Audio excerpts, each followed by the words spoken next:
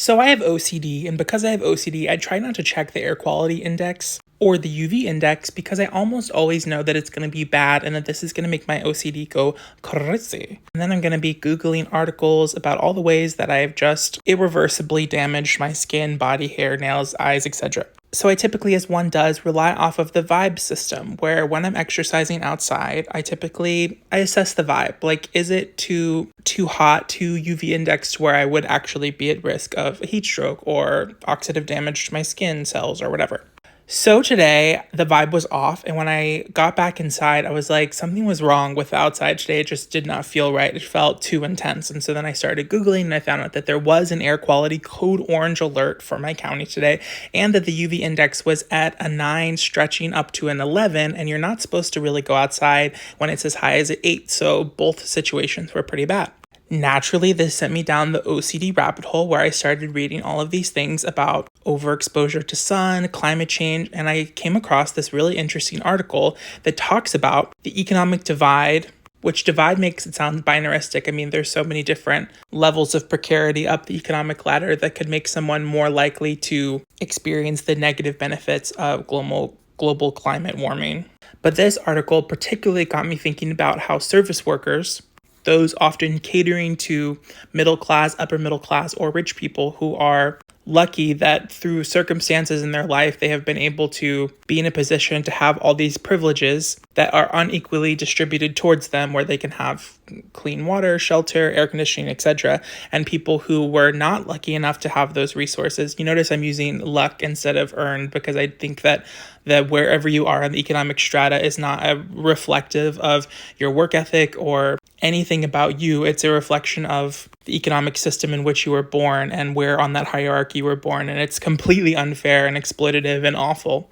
And this article in particular was demonstrating the ways in which it is most awful for those who are, because of what their job entails, forced to work in those conditions no matter what. Food delivery workers, construction workers, people who work outside. And I want to read you this little excerpt because it was really striking to me. Sitting astride a motorbike near a Dubai kitchen, sweat forms on Mohammed's brow as he waits to collect a lunch order. The food is not for him. He'll drive it through the sweltering financial and tourist hub to a customer in an air-conditioned tower block. While the mercury nudging 44°C and high humidity, it feels like a sauna, the delivery driver says. Originally from Pakistan, Mohammed is uncomfortably dressed for the weather, wearing protective pads, dark trousers, and the branded long-sleeved high-neck top supplied by the delivery platform he works with. From July to early September, Dubai's streets are so hot and sticky that the heat index, a combination of air temperatures and moisture levels, regularly exceed 50°C. In Saudi Arabia this year, 1,301 pilgrims died after walking in temperatures that rose to nearly 50°C during the Hajj. If you don't know, in the Muslim faith, you become a Haji or Hajjah. I might be getting this wrong, but from a Muslim studies class, that's what we learned, that you become a Haji or a Hajjah, depending on if you're male or female, when you make the pilgrimage to Mecca, which is the Hajj, and you pray at their holy site. Someone correct me if I'm wrong on that. That's how I learned it in school, but I could be missaying words. Anyways, but individual experiences of the Syrian heat vary according to wealth. This part is important. While Mohammed and thousands of others, mainly foreign workers, sweltering in the open, the Gulf's vast hydrocarbon wealth has allowed its better-off residents to luxuriate in Western-style cities that defy the inhospitable desert. Many of Dubai's upwardly mobile still jet off to cooler climates during the peak of the heat, but those who remain can avail themselves of facilities that keep them indoors during the hottest parts of the day. Of course, these are things that are primarily available to people who have the funds. SeaWorld, ice rinks, Arctic enclosures. It says, as the world warms, the region may serve as a lesson on how or how not to deal with scorching temperatures in urban environments, which are homes to tens of millions of people.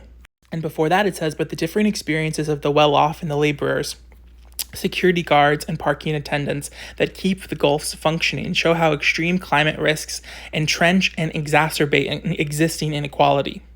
I wanted to share this article with you, one, because it's important to stay informed about how global climate change is impacting different groups around the world, but also to remind yourself that it is such a privilege that when you feel, if you are in that same position, overheated, that you can go into an air-conditioned environment and drink clean water and cool off under a fan or an air conditioner when so many people don't have that privilege or are forced based on their economic precarity to work in labor conditions in which they're not only being exploited and underpaid, but also working out in like excruciating hot sun and having to wear uniforms that are not designed to cool them off, but to minimize liabilities for the company.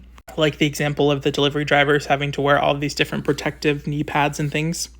And it made me think a lot about how the preoccupation with kind of the self-optimization of conditions for the self is in itself such a privilege, like the fact that I can just check to see like what the AQI index is or the UV index is and decide whether or not I want to exist outside on that particular day or during a specific time because I'm not forced to. It was just such a great reminder of the way that like intersectional privileges can protect you or groups of people or specific economic classes or, you know, specific geographic locations from having to deal with the actual consequences of global climate change in ways that other groups of people economically or geographically will not have that same luxury or that same privilege. And that as the world continues to warm at an exponential rate, eventually none of us will have that privilege regardless of where we are in the world. All of us will be deeply, deeply impacted by global climate change as sea levels rise, as coasts disappear, as islands disappear,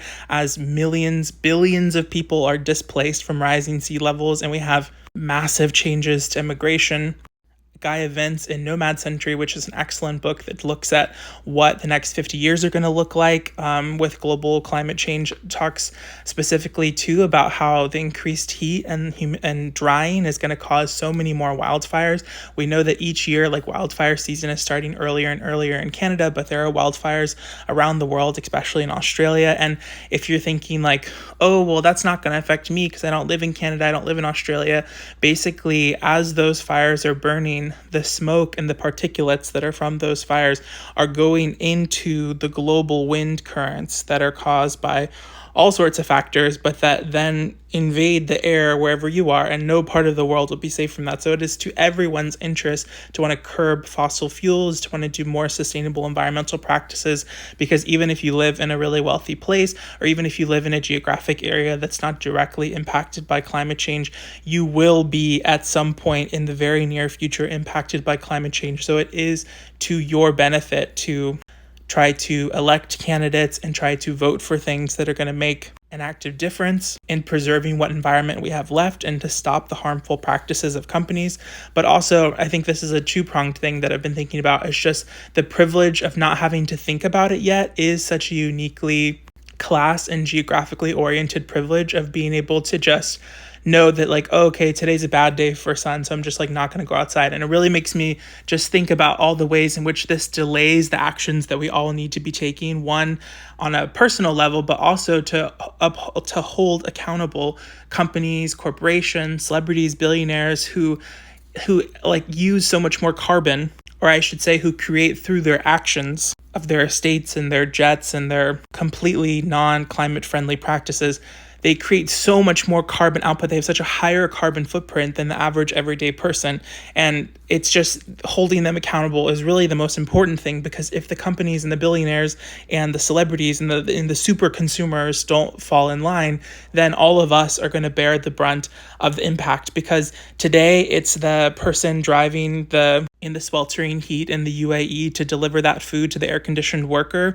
But in some way or another, all of us will become a version of that person as the rich further inculcate themselves from the drastic harms that they have predominantly caused and find ways to make every person down the economic ladder bear the brunt of a increasingly unlivable planet, while they get to go hide away in bunkers and super air-conditioned mansions. I've even read in the New York Times about how in certain places they have pods over city blocks that have pure air while everyone else has to breathe like infected air. The world is becoming increasingly dystopian, and it's up to us, it's up to our generation to advocate and try to change things, not just on a personal level, but hopefully on a community and societal level too. Also, all of this was off the cuff, like not me just being a speaker, not me having things to say, not me being well read. What?